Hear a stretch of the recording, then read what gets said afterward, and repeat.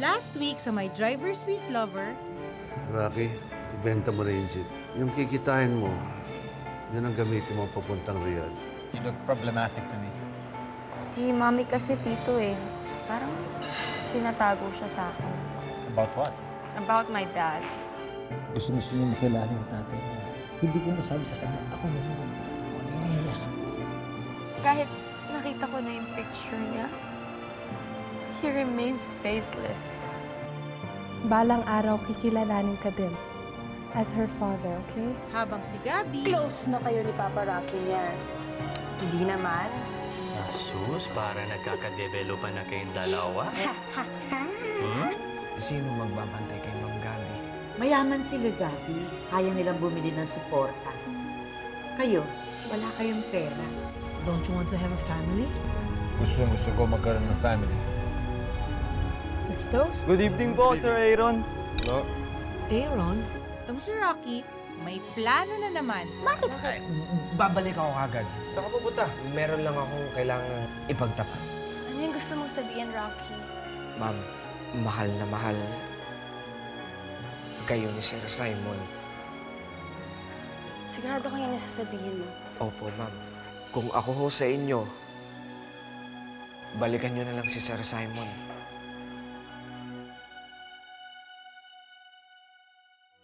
You pulled me away from work para lang sabihin sa akin na dapat kong balikan si Simon? Ma'am, naistorbo ko ba kayo? Pasensya na. Hindi ko ho sinasadya. Ano hindi mo sinasadya? May front row seat ka sa mga problema ko sa bahay, sa resort, sa pamilya ko. Alam mo lahat na pinagdadaanan ko, Rocky.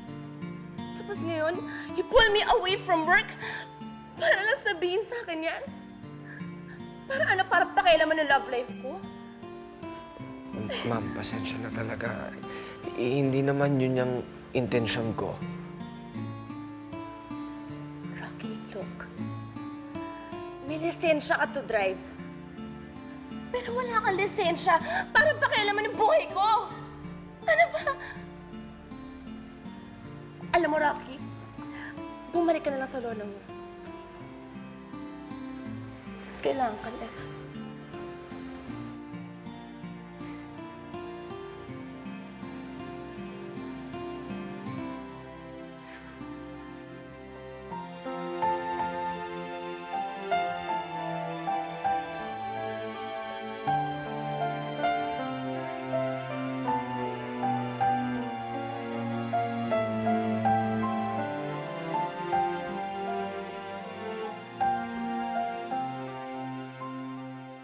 What are you doing here?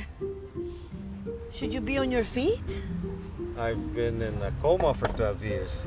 If there's a time that I should be up and about, it should be now, right? Yeah. Hindi mo ba ako papakilala sa kaibigan mo? Hello, I'm Ahmed Al Farouk. I'm staying in this resort for a couple of months. Oh, a couple of months. Yes. Well, don't you think a couple of months is an awful lot of time to see our small country? You know, I think a month, even 3 weeks is enough to see all our beautiful beaches.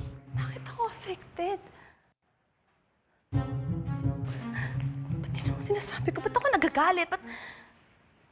Asa na ba si Simon kasi? Namimigay ako ni Rocky kay Simon? You see, Mr. Aaron, I'm looking for other opportunities. Oh, Yes. really? Yes. So, opportunista ka pala? Aaron, I think we should be heading home. Let's go home. No. No, baka napagod ka sa biyahe. Hindi ako napagod. I'm all right. And besides, I want to know your friend more. Sit down. Thank you. Sit down. I'll join you for dinner.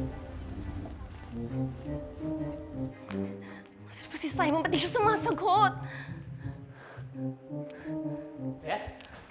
Bes, wala si Simon sa office. Anong problema? Naiinis ako, nagagalit ako. Basta samahan niyo ako. Naiinis siya? Nagagalit siya. Isa lang ibig sabihin nito. Crispy pata! Hey! Ano, ay, Taiwan ka dyan. Tumingin ka. Bawal sa'yo yun. Boy, Siyong, kamusta na si Lolo? Eh naman, walang pagbabago. Si Alingway tumuwi muna para makapagpahinga siya. Ito naman si Bert ayaw umuwi, kaya dito na lang natulog. Hoy, ano? Nagtapat ka na ba kay Ma'am Gabi? Bes, anong ibig mong sabihin? May gusto si Rocky? How did you come with this juicy piece of information? Alam mo, Von, hindi na importante kung saan information ko siya nakuha. Ang point ko, hindi siya man enough para aminin sa akin talaga kung anong gusto niya sabihin. And on top of that, meron pa siyang nerve para ipamigay ako sa ibang lalaki. He's such a coward. Nako, siguro na-busted ka, no? Kaya ganyan yung mukha mo. Feeling ko okay lang naman yun eh. At least, alam mo na hindi pareho yung nararamdaman nyo. Pagka umalis ka, di no regrets. No regrets. Bes, kami rin na-nerve eh. Na-nervous din kami sa'yo. Hindi ba malutong tong krisipata niyo? Ayan, kapayin ko na nga lang.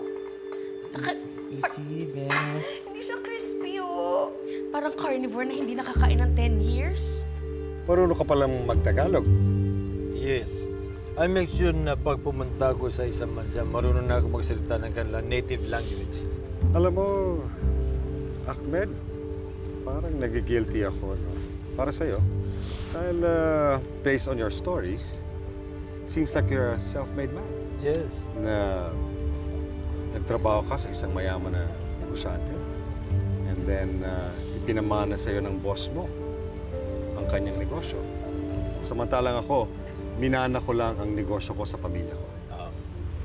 Mr. Aaron, do not feel guilty about me. Ako naawa sa'yo because ikaw, 12 years ka in coma. I think we should go. You know, it's getting late. Mapupuyat ka, Aaron. We have to go home. Maybe we should... Araceli, come on. I was sleeping for 12 years. Okay lang na mapuyat ako. And maybe I should drink. Yes? Cheers. Oh, cheers, Mr. Aaron. Cheers. At saka, Araceli, come on. Hindi pa kami tapos magkwentuhan ni Ak.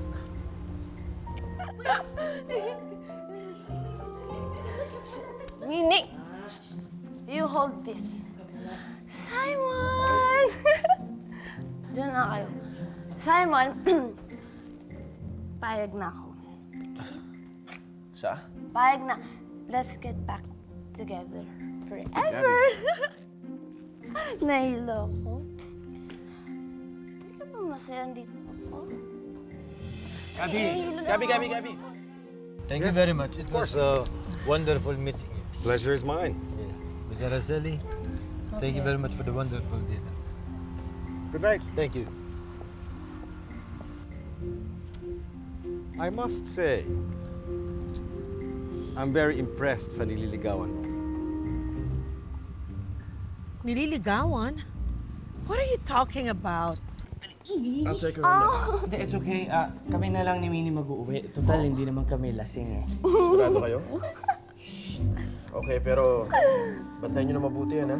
Oo, sure. Hindi naman namin hinayaan makarating dito in the first place, di ba? Who brought us on in the first place? Ba't sumugod dito yan? Boy, ano, kaya mo pa? Gusto mo umuwi ka muna, ako na muna magbabantay dito. Ayos lang. Ayos lang ako, Rocky. Huwag mo akong intindihin. Ikaw nga yung inaalala ko eh. Oo, bakit ako ang inaalala mo? Sigurado ka ba na pinagtapat mo kay Mang Gabi yung nararamdaman mo? Nililigawan sa negosyo.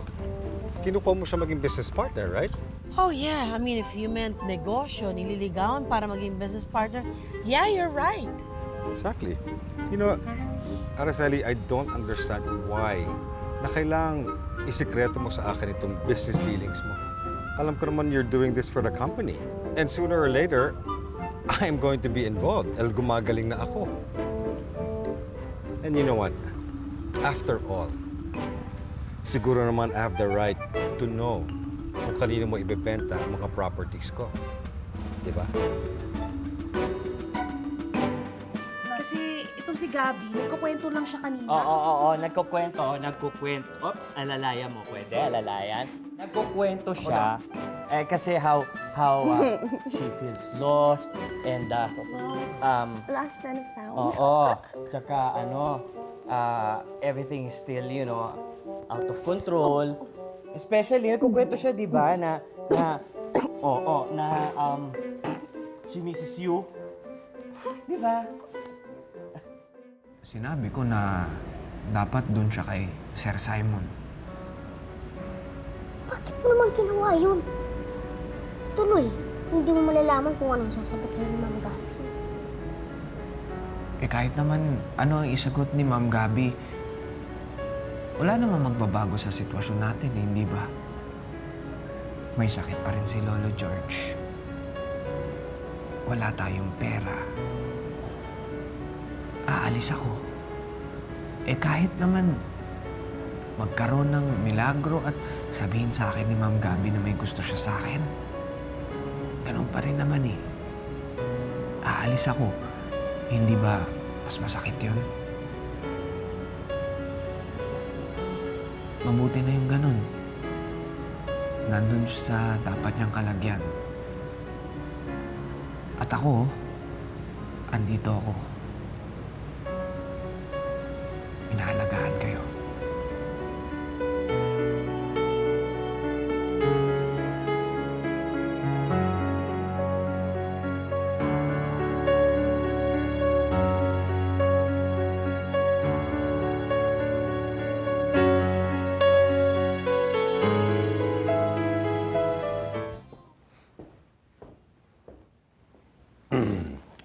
Senyorita Gabi, andyan po si Sir Simon.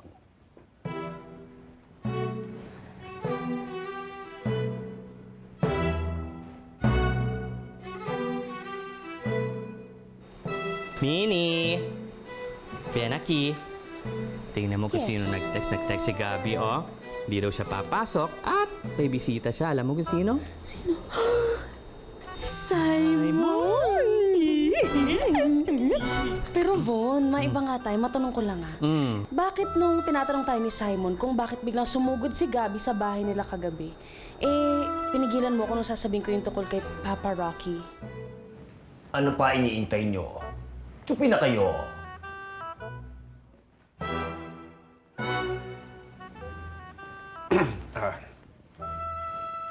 Tsupi ka na rin. Ay, tsupi na rin ako.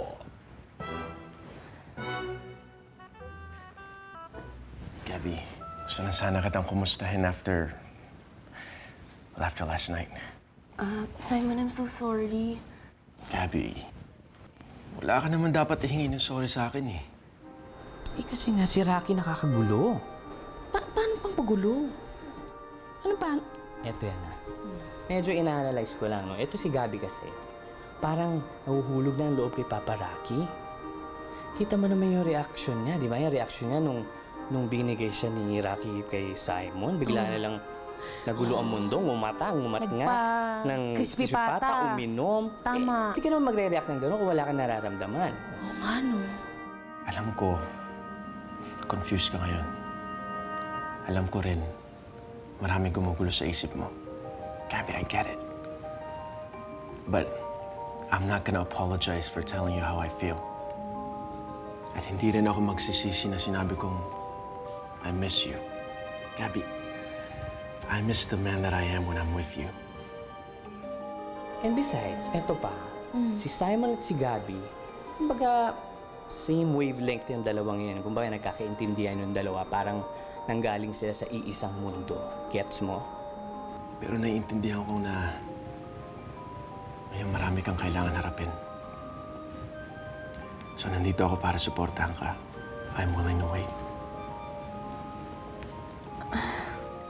I don't know why I feel so scared. Siguro kasi all my life, di ko alam kung paano maging masaya. Masyado ako nasanay sa away. Puro heartaches. Problema. Pero ngayon, I'm ready to be happy. Napakasuplado mo naman. Bouncer, ang dating mo, gano'n. Hindi ako suplado, gaga. Sa akin lang naman, realist ako. Ito sa atin lang, maging totoo tayo. Oo. Pag nakakita tayo ng mga gwapo dyan, di ba? Rumarampa, umiikot ang mga tumbong natin. Tama. Ikaw, mga taba mo nag-iikutan, di ba? Tama, so sexy ako lalo. Kapal. Anyway, ang sinasabi ko lang, si Papa Rocky hindi nababagay sa mundo natin. Ngayon, tayo, hindi naman tayo pwede sa mundo ni Papa Rocky.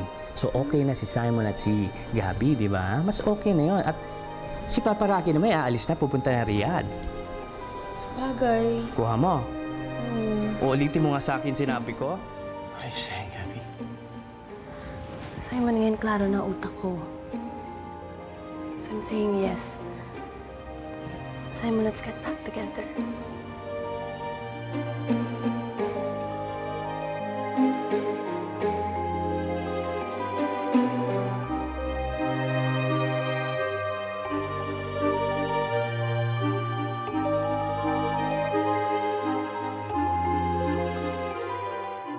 Ay, alam mo, I can't wait for the day na hindi na natin kailangan magtago. Na hindi mo na kailangan suotin yung ridiculous beard na yan at pwede tayong maglakad nang walang pakialam kahit sino pang makakita sa atin. Colleen, that will be soon. Kapag nakuha natin ang mga bagay na mahalaga kay Araceli. Paano ba nalaman ng 12-year-old vegetable na yan kung saan kami pupunta ni Ahmed? Nahuli ko na yung isda eh. I was reeling him in by the lips, literally. And then all of a sudden, he shows up and destroys everything. Teka nga muna, nakikinig ka ba sa akin? Kanina ko pa sinasabi sa'yo na sinisira ng Tito Aaron mo ang mga plano natin. Sigurado ka bang hindi ka mapapagod sa kakabisita dito sa akin? Ikagigising mo lang, baka sobra yung demands na ginagawa mo sa katawan mo. Mama, ang tagal-tagal nang itinulog ko. Siguro naman it's high time na gumising na ako at maging proactive, lalo na sa negosyo natin at sa pamilya natin. I really hope that that time is very soon. Kasi alam mo, nasa stress na ako sa keep natin ng mga secrets. Relax ka lang. Alam mo, Ma, hanggang ngayon, hindi ko pa rin maintindihan kung bakit tinatago mo sa akin yung totoong pagkatao ni Daddy. Bakit lagi mo iniiwasan yung mga tanong ko sa kanya? My gosh, Monique. Hindi pa ba patay ang issue na yan? Give it a rest. Ma, I won't let it rest. All my life, I've been walking around with this hole in my chest. Wondering kung anong klaseng tatay meron ako, kung kamukha ko ba siya. Kung may minana ba ako sa kanya. Sino siya? Kaya hindi ko maintindihan, Ma. Why can't you help me fill up this emptiness I'm feeling right now? Pero alam mo, Mama, tama hinala mo eh. Nadinig ko si Araceli at si Monique. Balak nilang kamkamin ang kayamanan at lahat ng pag-aari ng Barnuevo. At saka lahat ng mga tinrabaho mo. Anong balak mong gawin? Everything, Mama. I will do everything in my power to get back at them. Good.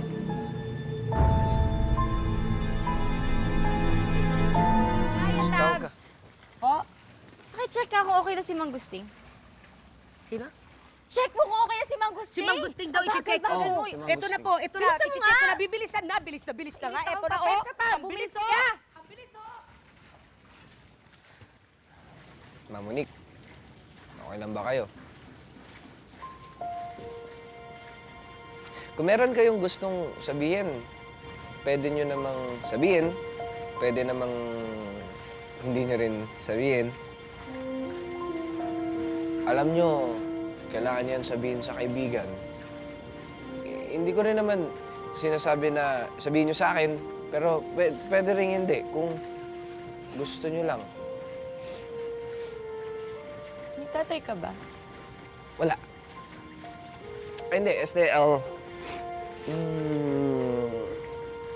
Meron akong tatay, pero parang wala. Pareho pala tayo. E di, nararamdaman mo rin yung pakiramdam na nangungulila ka? Oo naman. Parang, alam mo yung pakiramdam may butas ka sa puso. Yung naiisip mo paminsan-minsan na bakit sa mundong ito, eh ikaw pa yung mawawala ng pag-ibig ng tatay. Alam mo, Rocky, sa tinanda kong to, ngayon lang ako nakakita ng tao na kapareho yung sitwasyon na nangyari sa akin.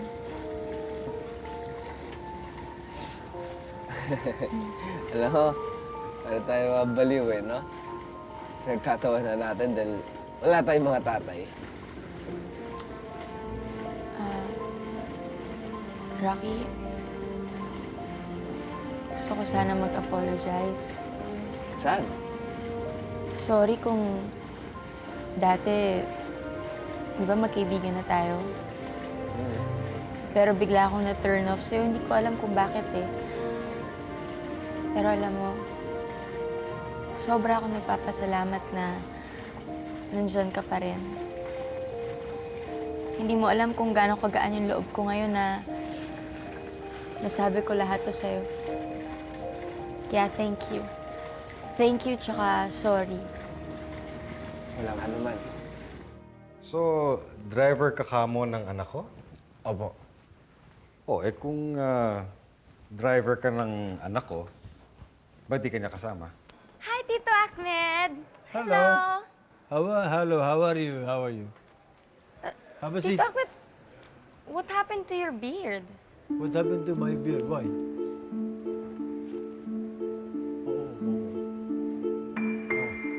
Nag-resign na po ako bilang driver.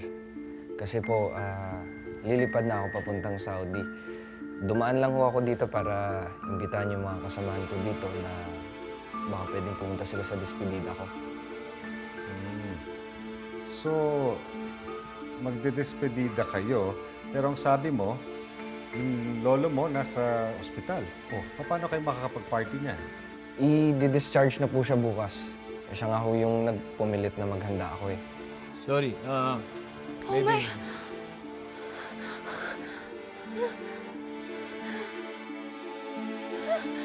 Oh my God!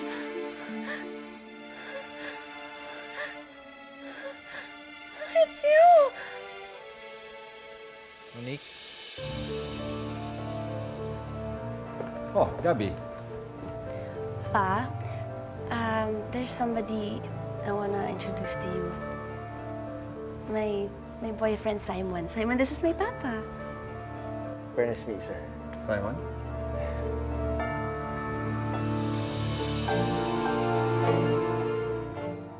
Sa nalalapit na pagtatapos ng My Driver Sweet Lover. Mahal ka ng tatay mo. May malalaman si Monique tungkol sa kanyang nakaraan. May kakangkal kang lalaki. Iniwan niya ako sa ampunan. Tapos, hindi niya na ako binalikan. Alam mo, Ma, I know everything now. In fact, baka ikaw pa nga may kailangan malaman. At doble ang selebrasyon sa paggaling ni Lola George at pag-abroad ni Rocky. Mabuting tao si Lolo George, kaya I'm sure mahirap siyang iwanan. Hindi lang naman siya yung mahirap iwanan.